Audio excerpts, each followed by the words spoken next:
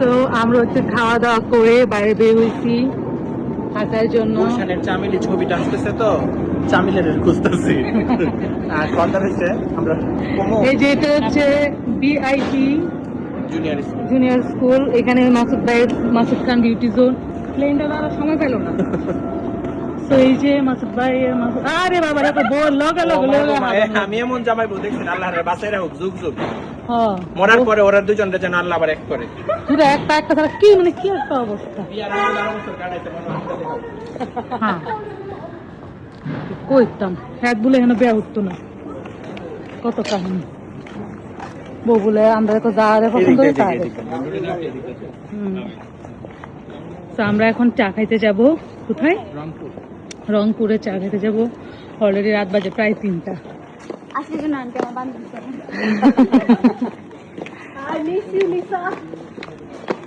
কি হয় দুই ঢঙ্গি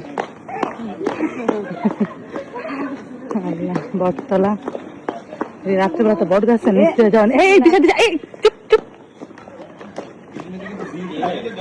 বট গাছে কখনো ধরবো না বট গাছে ভূত থাকে বুঝে না কিছু। তো আপু হ্যাঁ বাপি কো ওই যে কথা কইতে কইতে বাপি কই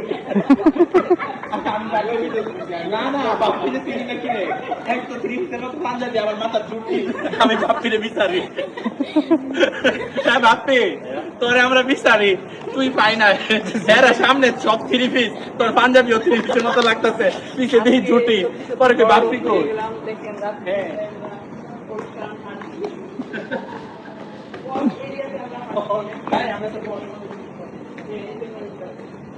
রাত বাজে অলরেডি 2:30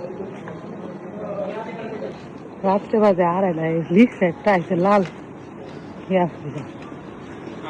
বাউল দেখো হ্যাঁ দুটো জামাই আডার ভিতরে ভিডিও করার লাগে কি তারে আকেশা তোর আর কোনো কাম না মা গো মা হেদে হেড বউনি অন্য দিক দায়িত্ব আছে ক্যামেরা ধরে হেড চালাই বুঝ চালাইছি তো ভিডিও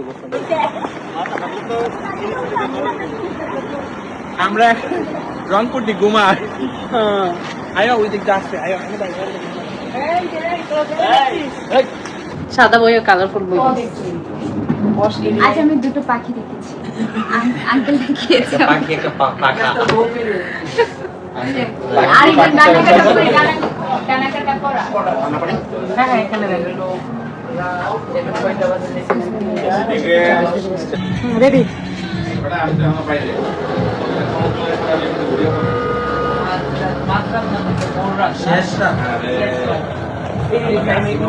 দিশা ঘুমাইস না শেষ রাত না কত কি উটের দুধের না ভাইয়া উটের দুধের কফি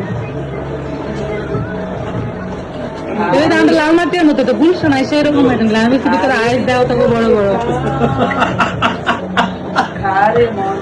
তুমি কথা তাহলে মানে কি অবস্থা ছিল খান আপা উটের দুধের সাথে ঠান্ডা বিদেশ থেকে ফ্রিজ করে আনে অনেক বড় হয়ে গেছে আমার দিকে মাসুদ ভাই উটের দুধের চা কেমন লাগছে আপা উটের দুধ গরম বিদেশ থেকে বরফ ফেলে এসে হ্যাঁ আল্লাহ হাফেজ হ্যাঁ তোমার আদব পেতে কেন শিখাইলো না এটা খুব খারাপ জিনিস বারে বারে তো সালাম দাও কিরে সালামের শরমে আমি আলিপুরি লোপাদা করতে মন চায় না ওকে আল্লাহ হাফেজ থ্যাংক ইউ ভাইয়া